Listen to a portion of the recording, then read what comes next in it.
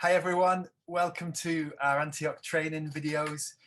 It's a great pleasure to have Bishop Mark Ashcroft with us tonight, and we're going to talk about what a bishop's mission order is. So Mark, would you tell us what on earth a BMO is?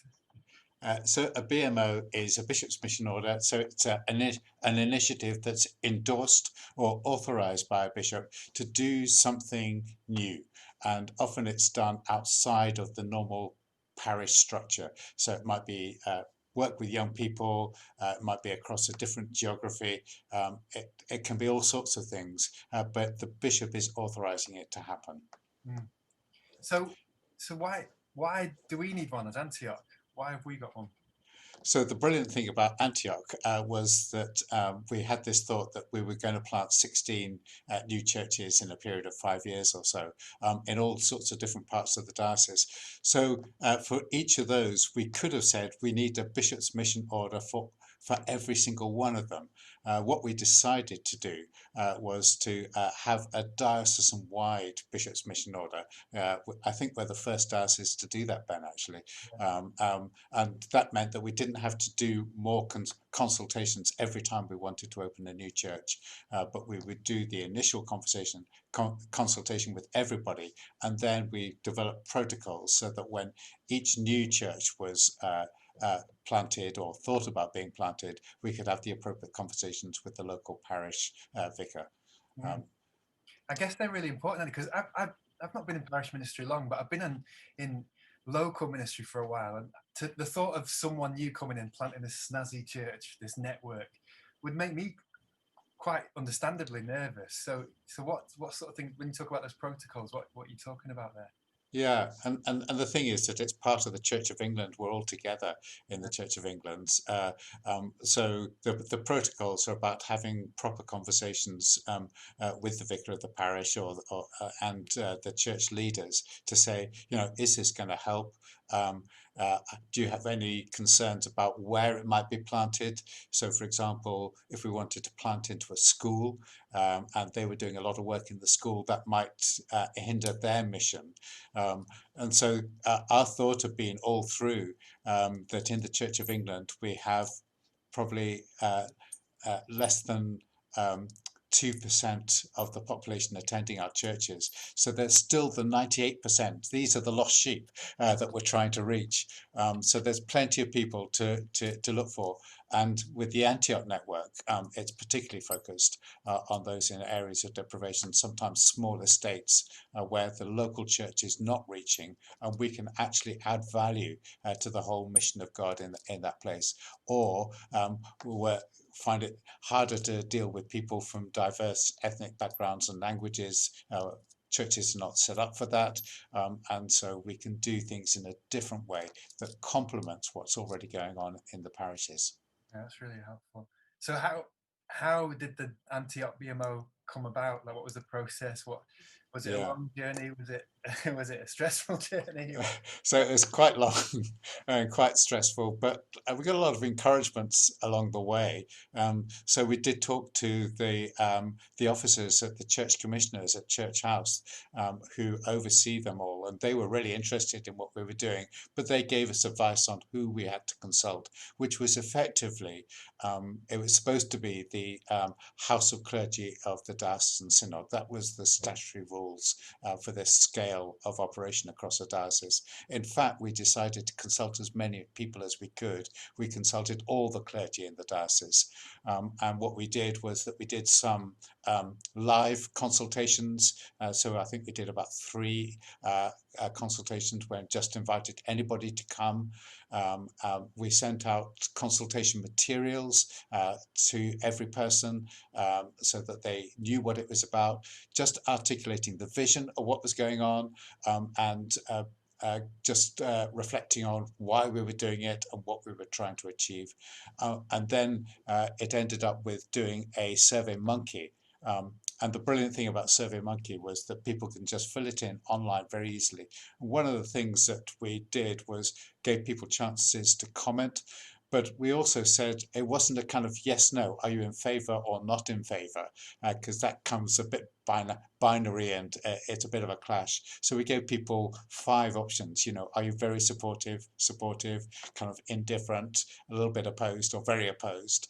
And we got a range of it, and it came out, I think, about 74% were or more were either supportive or very supportive. So that's not including the don't knows, and that was about 10%, and about 16%, only 16% were opposed or very opposed. So just a few people were really opposed. And I think there were a number of issues for people. I think whenever you do something new, it makes people feel that they failed. Kind of when we said, the churches are declining, we're not reaching these groups of people, and they felt, oh, I'm a bit of a failure. And it wasn't their kind of failure at all. It was just the structure, and it's just the way churches are set up. So that was probably the biggest and hardest issue to deal with, people feeling that it reflected badly on their own performance. Yeah. Yeah. Yeah.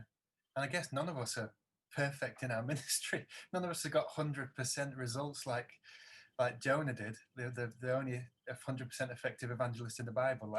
So all of us are failing, if you want to categorize it like that, I suppose. But we've all got, like you say, complementary parts to play in the church, and yeah. And I think there is a kind of there is a bit of competition sometimes between clergy, and we talk a lot about working collaboratively. But there is the thing about the parish in the Church of England, and people feel very possessive about it. This is the cure of souls that the bishop and I share. And sometimes I think clergy were saying, this is my patch. Well, actually, it's not. Because it's a shared cure of souls with the bishop. And if the bishop wants to introduce a different kind of model of ministry and mission, then that's entirely his responsibility or her responsibility. Yeah. Is there some examples of where some Antioch congregations are working, collaboratively or in partnership with parishes, ministry-wise?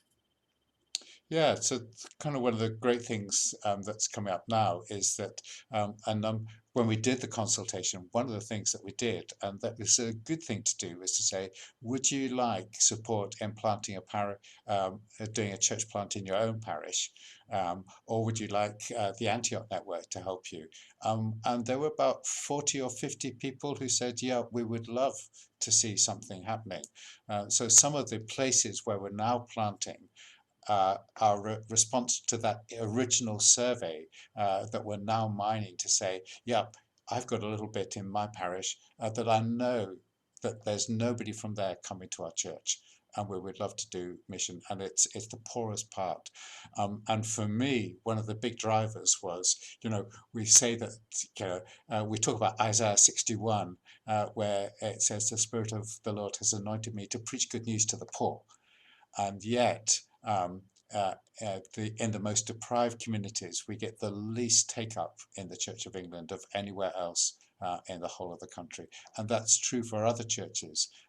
Often they're kind of the larger churches go for the suburban areas or the student areas where there's lots of people attending. But in the poorest, most deprived communities, we're not seeing the church grow. And that's what kind of meant for me doing a bishop's mission order was really, really important, because we want to be true to the gospel. We want to be true to those gospel principles that Jesus was talking about. And there's lots of people in the diocese who feel the same way and kind of would like a partnership. And we're exploring those even today. That's amazing. So it's really exciting. I guess, what does the future look like for a network like Antioch with a BMO? Does it get refreshed after certain times? Does it just look at different options beyond it? Or? Yeah, I think it's. I need to look at the paperwork actually, but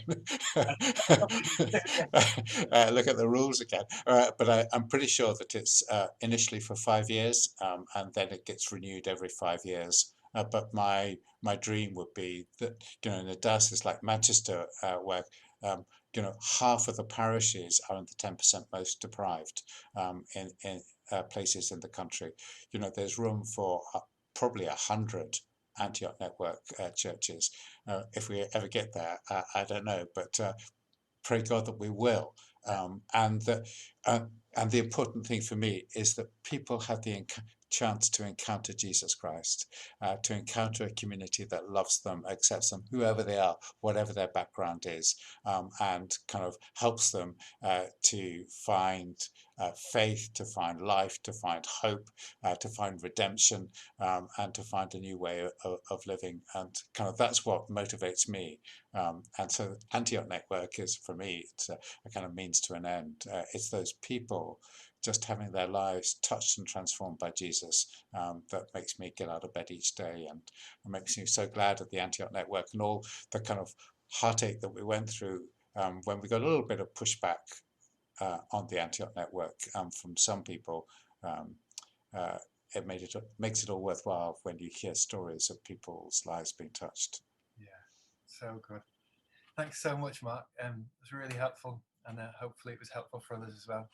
Yeah, and if you're out there and you're thinking about doing a BMO, go for it. Make sure you talk to your bishop, because it's a bishop's mission order.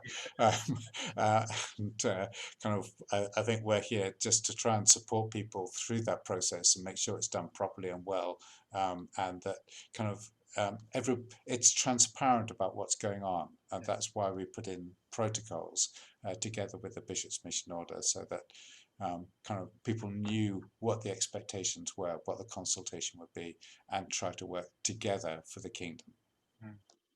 Thanks so much. Thanks, everyone. See you soon. See you next time. Bye.